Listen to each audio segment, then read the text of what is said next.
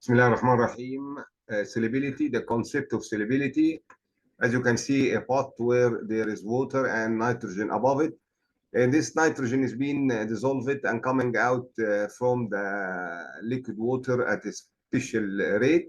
There come a point where equilibrium occurs, where the amount entering equals that leaving. At this point, we call that we are having a saturated solution of nitrogen in water.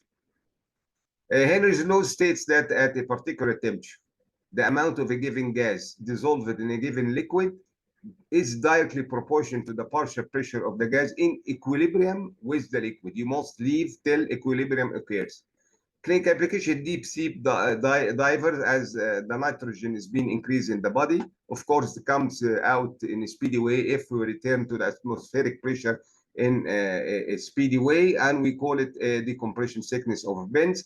Also works in the hyperbaric chamber. So the first factor to affect the solubility, which is the partial pressure from 100 to 200, we find that there is as much as many molecules being dissolved whenever we increase the pressure. The tiny point is the temperature. We have two pots where the one of them is at the room temperature and other one at the human temperature. You find definitely that the nitrogen is being absorbed less in the 20 degrees Celsius. This is the second factor affecting, and this occurs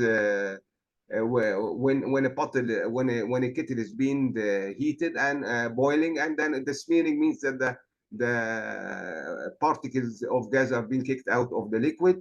And of course, whenever we use a heating, warming coil during blood transfusion, you must put in our mind this heat can release the bubbles of air, causing problems. So this is the second factor affecting solubility, which is the temperature. The third one is the type of the gas. We can see the difference between the nitric oxide and nitrogen absorption. We find that, of course, differently nitrogen gas being absorbed in water in unit volume of water more than that of nitrogen. We notice that we are repeating figures. We are taking figures, so you ought to memorize these figures. The fourth factor is the type of the liquid. So there is a difference between absorption nitric oxide in water and in blood, as you can see. So what we have four factors affecting the solubility of a gas. Solubility of liquid, of solids, I'm sorry, is meant by the number of moles or millimole of solid which dissolves in 1 liter of a solvent. On the other hand, volume of a gas has an accuracy when corrected to standard temperature pressure. We always remember that whenever we want to evaluate a gas, we ought to return to its standard temperature and pressure. So we have the first thing, the Bunsen solubility coefficient, which is not used in medicine.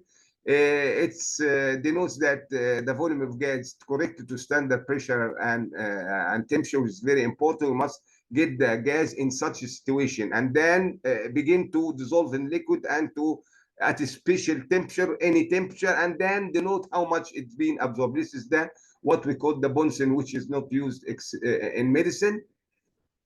So you want to have one standard atmospheric pressure. On the other hand, the Oswald solubility coefficient, which is used in medicine, is the volume of a gas which dissolves in 1 unit volume of a liquid and the temperature concerned. We didn't mention that the gas ought to be in a standard temperature and pressure situation. Also, solubility coefficient is independent of pressure. What's the meaning of that? It means that we have two pots, as we can see that the pressure, of course, increases the amounts of particles being dissolved more than this one. But the volume is not affected. What's the meaning of that? Because if we apply Boyle's law by the increased pressure here, we can find that the 0.0 C2 liter that we're assuming to occur does not occur. It returns to the same figure as if it is at 100. Why? Because if we apply Boyle's law, we'll find that increase the pressure will decrease the volume. So the the particles are much more right on the right side, but the volume is same. This is why we considered that the pressure does not affect the outcome of the Oswald solubility coefficient. The partition coefficient is I consider the third part of this coefficient. We can define it as the ratio of the amount of substance present in one phase compared with another. The two phases ought to be in equal volume and in equilibrium.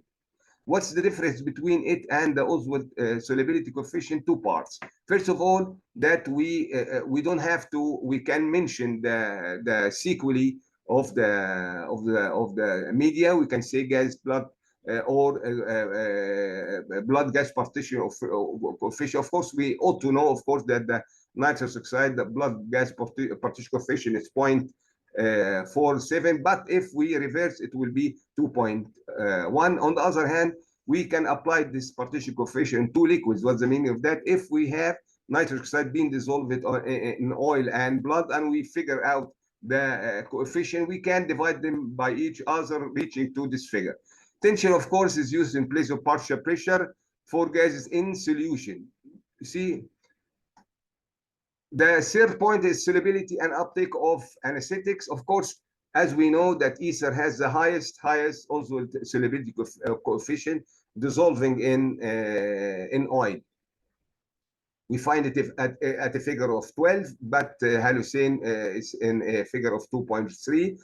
On the other hand, nitrous oxide, I'm sorry, this in blood is 0.47. Of course, this is the Oswald solubility coefficient. You ought to memorize all this. Of course, if we compare the uptake of nitrous oxide and ether in the inspiratory concentration in the alveoli and in the tissue, we can find that the uptake of the nitrous oxide is being slowing down from the alveoli. This is why we draw the ventilation in arrow outlet, denoting that uptake is very slow. This is why it's developing much pressure, partial pressure in the alveoli, and the partial pressure on the inhalation anesthetic or whatever in the alveoli is mirrored by that in the brain. This is why we have a rapid onset and a rapid offset of nitrous oxide. The build-up exponential is not, of course, it's not like the positive exponential curve. Positive exponential curve goes in this direction, but this goes in this direction. Of course, when we compare the percentage and the time of different types of inhalation anesthetics during induction, we'll find that nitrous oxide reaches to 1% of what is being administered within 10 to 15 minutes. This is why we have a speedy onset and a low and a speedy recovery. This is the effect of absorption of nitrous oxide, which is more absorbed than nitrogen, as we had said before, in water during the spirometer minute cross. The absorption of nitrous oxide in this mixture will increase the partial pressure of others.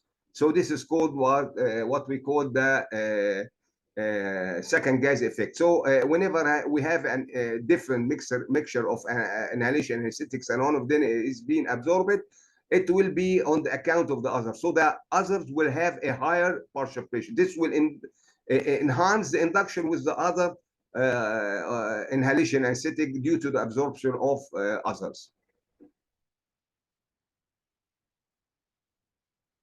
Of course, this is different absorption between the three regarding absorption oil. We find that hallucine will have the much more dissolving in oil than nitrous oxide or